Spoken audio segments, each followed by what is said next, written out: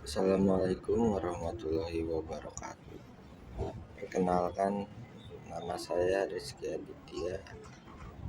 NIM saya 11241133. Di sini saya akan membahas tentang video UTS berpikir kritis. Hari ini kita membahas bukan sembarang topik yang biasa-biasa.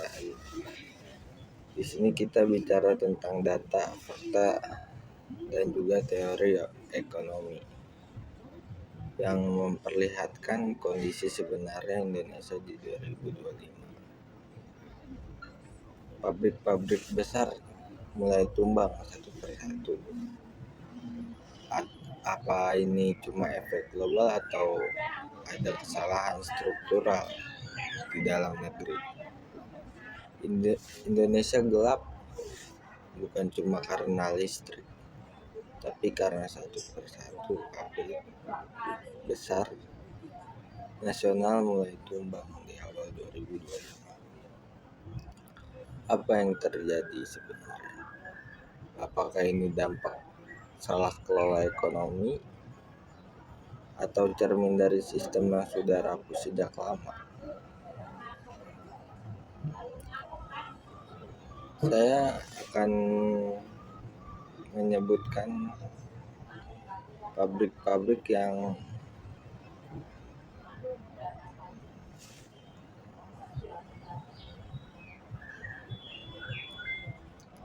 tumbang di awal 2025 ini. Untuk yang pertama itu ada PT Sri Rezeki Isman Tbk atau biasa kita kenal dengan Sritek, mengajukan permohonan penundaan kewajiban pembayaran utang atau PKPU pada 2023 dan akhirnya resmi menghentikan operasi pada 1 Maret 2025. Total utang mereka itu ada sekitar 29,8 triliun. Ini saya dapat dari data keterbukaan informasi BI. Alasan utama mereka itu adalah menurunnya permintaan global, lemahnya kurs rupiah, dan tingginya beban bunga. Mereka tutup pada tanggal 1 Maret 2025. Mereka sebelum tutup ini juga menanggung utang hampir 30 triliun. Sekali lagi saya dapat sumber dari laporan keuangan dan berita bisnis nasional. Karena tumbangnya salah satu pabrik besar ini, karyawan yang terdampak itu diperkirakan lebih dari 18.000 orang. Lalu yang kedua itu ada PT Gunbuster Nickel Industri atau GNI. Mereka sebelumnya sudah mengalami ketegangan industrial pada akhir 2023, termasuk aksi mogok kerja. Terus ada turunnya harga nikel global dari $29.000 per ton pada tahun 2022 ke sekitar $16.000 per ton pada 2024, sehingga menyebabkan ketidakseimbangan operasional. Mereka menutup sebagian operasional karena konflik industrial dan masalah keselamatan kerja. Kasus GNI juga menjadi sorotan karena adanya kerusuhan tenaga kerja pada 2023. dan juga 2024. Terus yang ketiga itu ada PT Yamaha. Yamaha itu mereka sudah mulai memangkas produksi lokal dan memindahkan sebagian pabrik mereka ke Vietnam.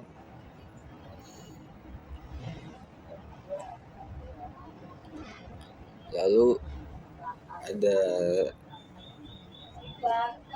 Sanken yang menutup lini produksi elektronik rumah tangga. Mereka ini dirumorkan karena penurunan daya beli dan biaya produksi tinggi.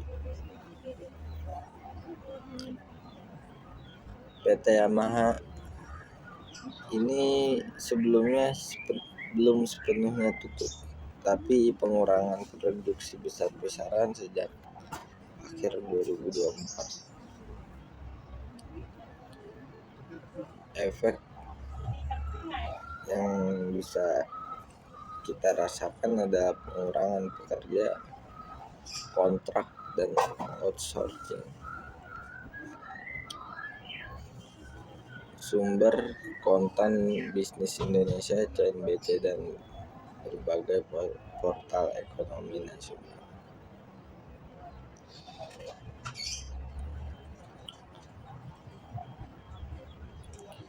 Nah, sebenarnya apa sih yang sedang terjadi di Indonesia?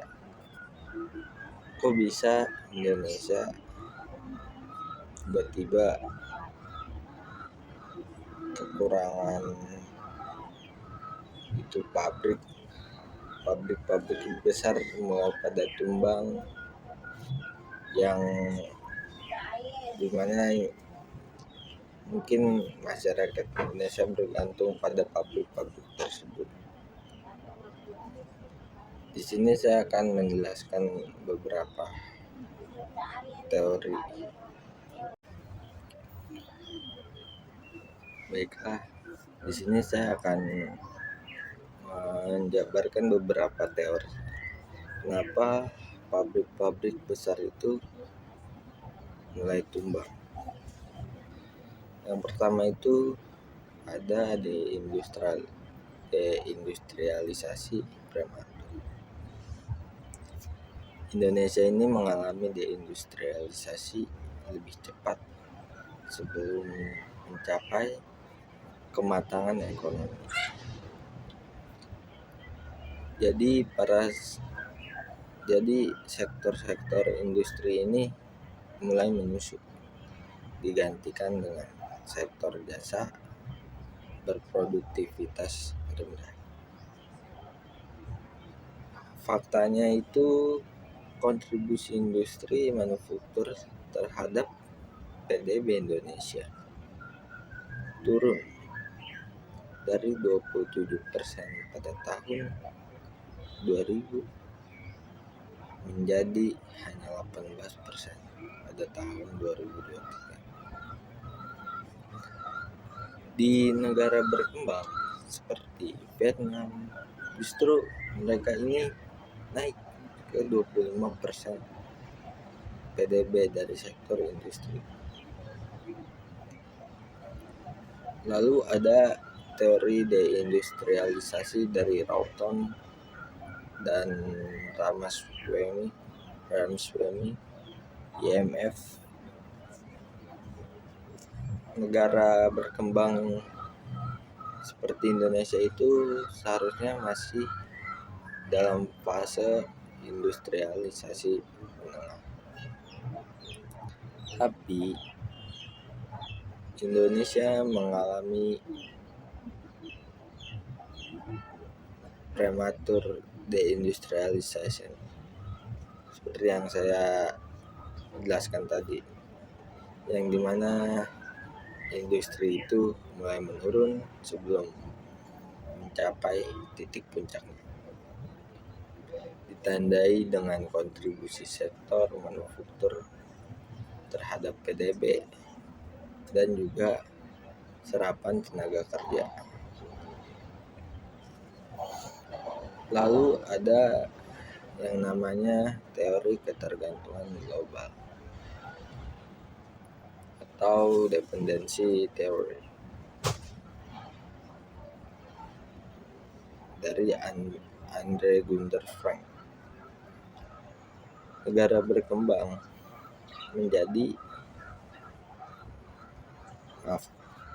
berkembang itu biasanya menjadi pasar bahan mentah dan konsumsi barang jadi.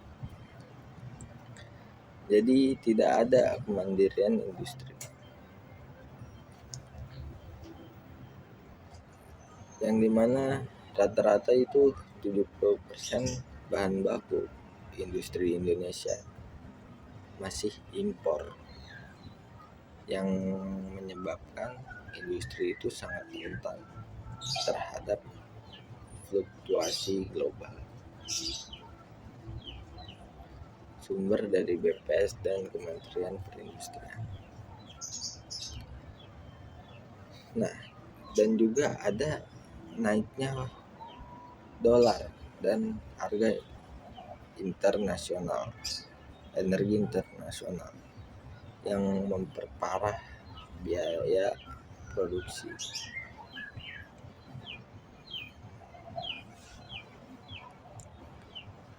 Nah, karena banyak pabrik kita menjadi assembly line untuk pasar global,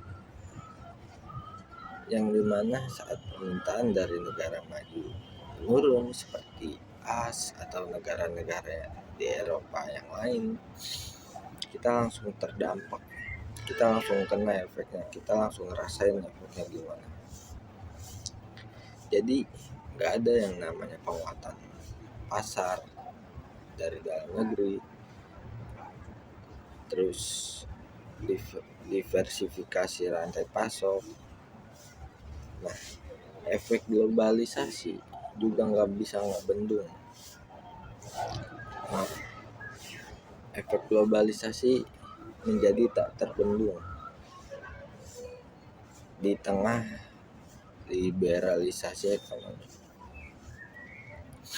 Indonesia gagal mengamankan daya saing industrinya, dan sebaliknya Vietnam berhasil menarik investor besar karena reformasi insentif fiskal dan stabilitas regulasi. Sementara itu di Indonesia dikenal dengan birokrasi lambat, biaya logistik yang mahal, dan ketidakpastian hukum. Lanjut, itu ada teori struktur pasar tidak seimbang dari Joseph Stiglitz. Ya. Ketika regulasi dan insentif hanya menguntungkan elit atau konglomerat, maka UMKM dan pabrik lokal menjadi kalah bersaing.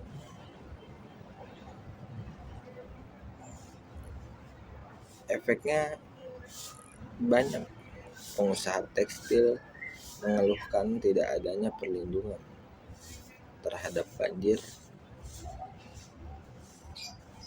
dan juga banyak impor tekstil ilegal dari Cina. Yang dimana di sini Street Tech salah satu korban, yang mereka ini bersaing ketat di pasar tekstil, di pasar domestik, yang dimana mereka tidak dilindungi tarif dan bea masuk memadai. Nah, saya akan memberitahu efek atau dampak dari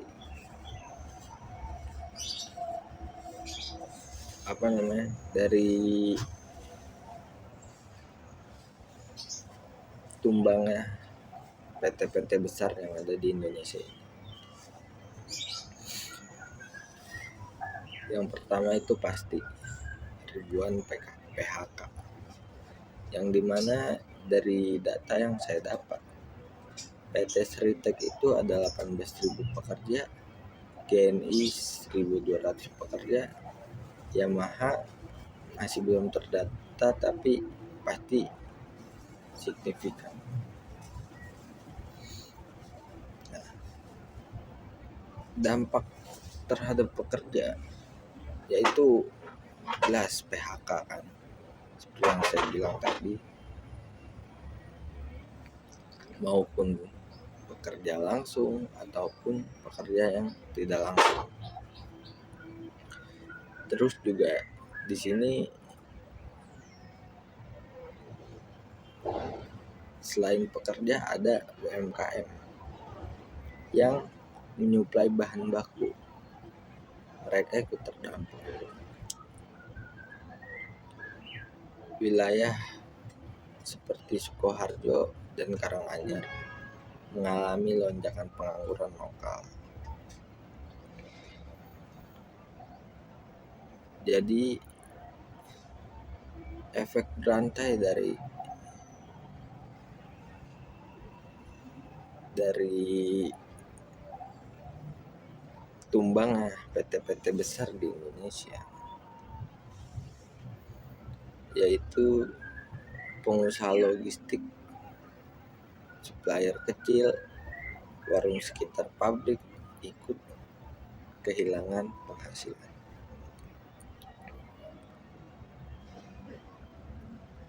Nah, menurut BPS, tingkat pengangguran terbuka per Februari 2025 itu diproyeksikan naik menjadi 6,5% dari 5,4 pada tahun sebelumnya. Nah, untuk dampak domestik, multiplier efek negatif ketika salah satu sektor jatuh, sektor lain ikut melambat. Konsumsi rumah tangga mulai menurun.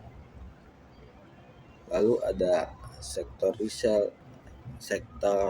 retail dan jasa, mereka ikut menjadi lesu. Pemerintah harus menambah subsidi dan jaminan sosial untuk menerap tenaga kerja terdampak.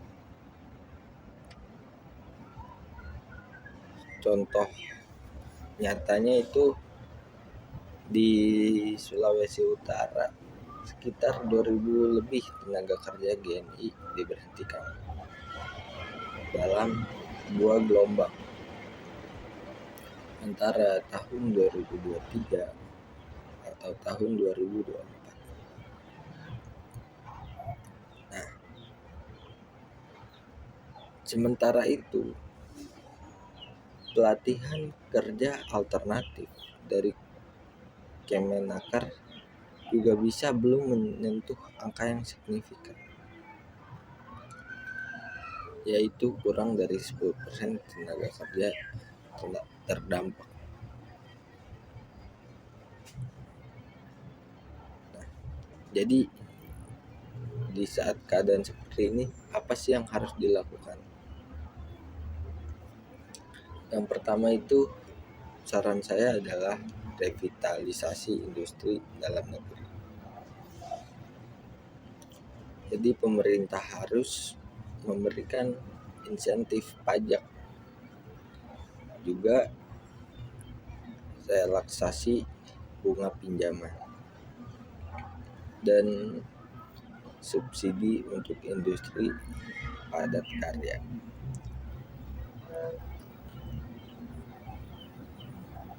Indonesia harus fokus pada sektor dengan comparative advantage seperti tekstil, pertanian modern, dan elektronika ringan. Indonesia bisa mulai dari sini. Lalu kita bisa memperbaiki infrastruktur regulasi.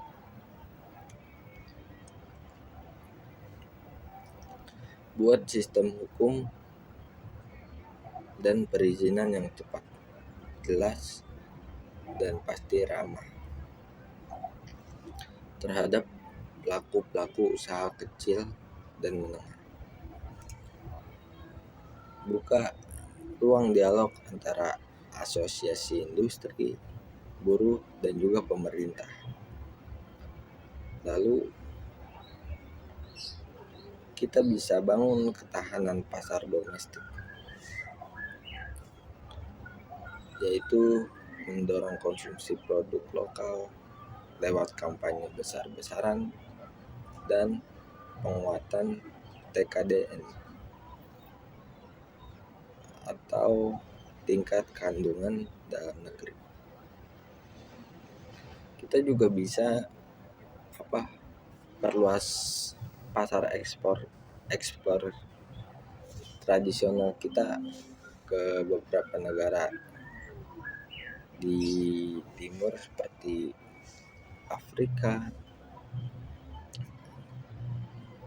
terus Timur Tengah, Asia Selatan. Nah, untuk solusi konkret,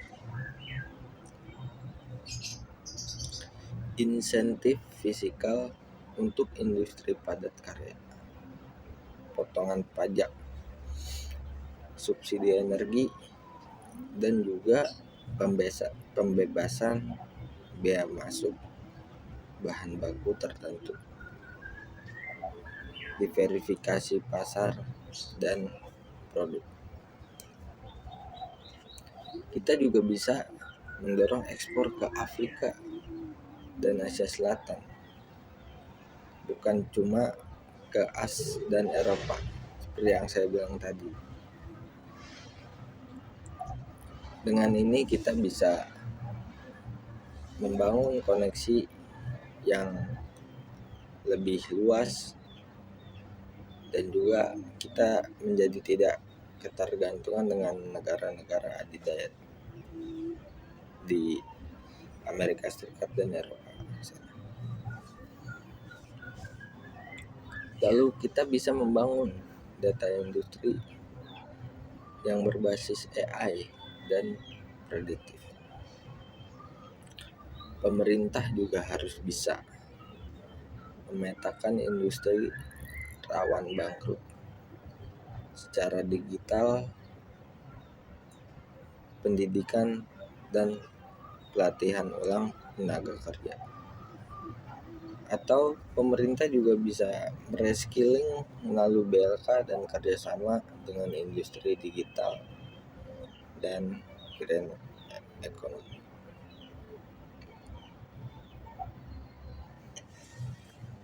Nah,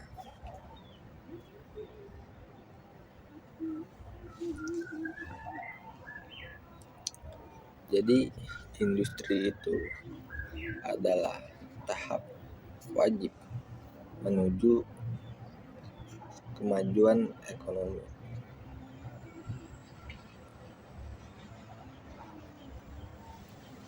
Teori ini dari Rostow, Modernization Theory. Jadi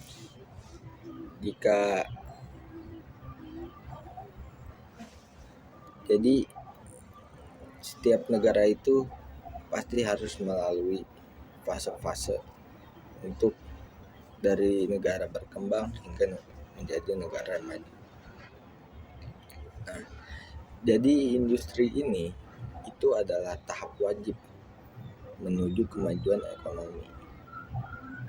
Jadi kita nggak bisa kayak dari tanpa industri nih kita nggak bisa jadi negara maju. Terus ada juga structural change theory dari Kuznets. transisi ekonomi itu harus didukung kebijakan negara. Pada saat dimana industri lokal mulai tumbang, bukan hanya pabrik yang padam, tapi juga harapan ribuan keluarga ikut mereka. Ini bukan saatnya buat kita tutup mata. Ini saatnya suara kita didengar. Indonesia sedang berada di titik kritis. Kalau pemerintahan tidak cepat, kita akan menyaksikan deindustrialisasi besar-besaran, yang dimana ini bisa menyeret ekonomi nasional dalam krisis panjang. Ini juga bukan cuma sekedar ekonomi, tapi soal masa depan jutaan keluarga yang menggantungkan hidupnya pada dunia kerja industri. Jadi tolong jangan diam, jangan juga hanya berharap. Suarakan keresahan ini, sebarkan fakta, dan mari sama-sama kawal kebijakan agar Indonesia tidak benar-benar gelap. Mungkin saya rasa cukup dari saya. Saya Rizky Aditya, izin pamit undur diri. Wassalamualaikum warahmatullahi wabarakatuh.